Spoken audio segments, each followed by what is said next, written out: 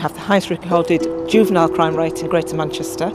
We have 33% free school meals. We have the highest rate of death from heart disease in the country in this political ward, and in fact 6 of our parents died last year out of a population of 660 children. So it's a challenging area to be in. The school wants me to get the highest grades I can get, so I can achieve a good life. Yeah, they'll push us as far as we need to be, like to be at the place that we have to be for like end of term or whatever. But they won't push you too hard, so you've got loads of pressure. They want us to get somewhere in life, somewhere that we're gonna have a good life. We don't come to school to mess about. We come to school to learn. That's why they're gonna push us. That's their job. If they don't do that, then they'll get fired. We wanted the Extra Mile project to actually work alongside what we already had in train, which is tackling our Ofsted action point of giving the children, making sure the children had more responsibility. So we've divided it into 2 groups. One is children looking at more responsibility in the classroom in teaching and learning, and the other group are looking at more responsibility for behaviour in the classroom, and it's been very successful. When we have school council meetings, we're going to start doing this behaviour thing where we can get pupils in and discuss their views on why they're being bad, and then we can tell teachers what their targets and what they can do to stop it. We employed a new teacher to work exclusively with the students on the Extra Mile initiative. That involves that teacher working with a small group of students in the classroom, in mainstream lessons, and also with extra lessons outside of the classroom for individual support.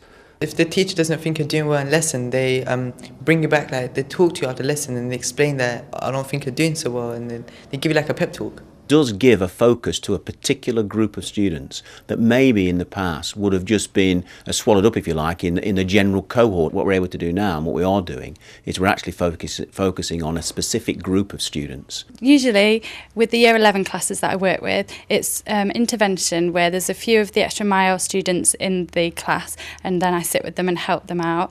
Or we've also got after school club running where the Extra Mile students get the chance to come and improve on their coursework with a one-to-one help. Mentoring is a reasonably new initiative within the school, which has resulted in teachers reducing their groups from perhaps 30 students to 15, which again allows a more personalised approach to the mentoring process. We have to deal with all kinds of issues as part of that role. They offer you like help with whatever you're struggling with, or if you want to improve your coursework, or if you've got anything missing. You talk to your mentor about what's going on and if you've got any problems and stuff, so I think that's really good. It's helped me loads. I've gone from like a grade E to about a C now. In schools, more and more, instead of teaching subject knowledge, we're trying to teach the students skills that are going to be applicable in their daily lives.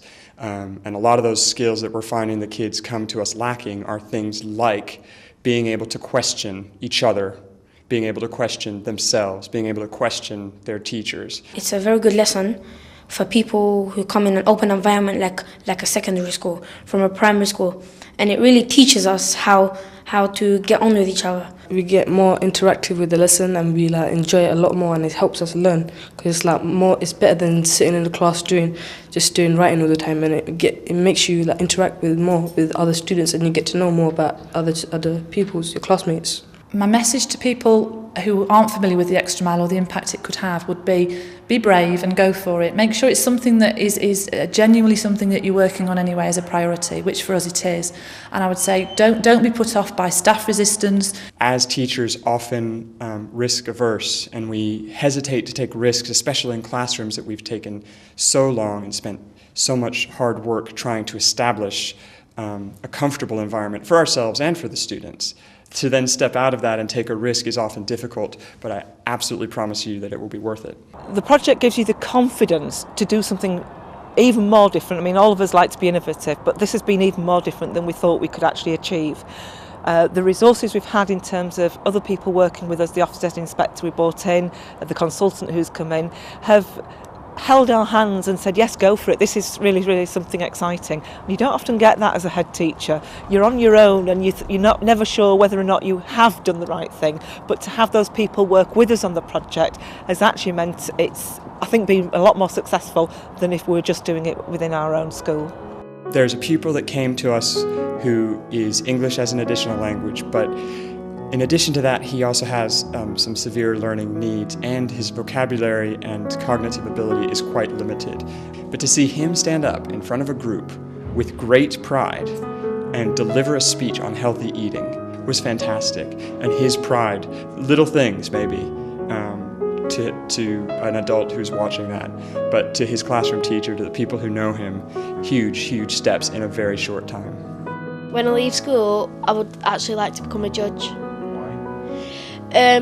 Because one person can change the world in so many ways, and I want to change the world in the law in that way, to make it a better place for people to live and for people to communicate. I do want to be a paramedic, really, because you're helping people to survive, aren't you? And then that can cut crime, because you're helping people more.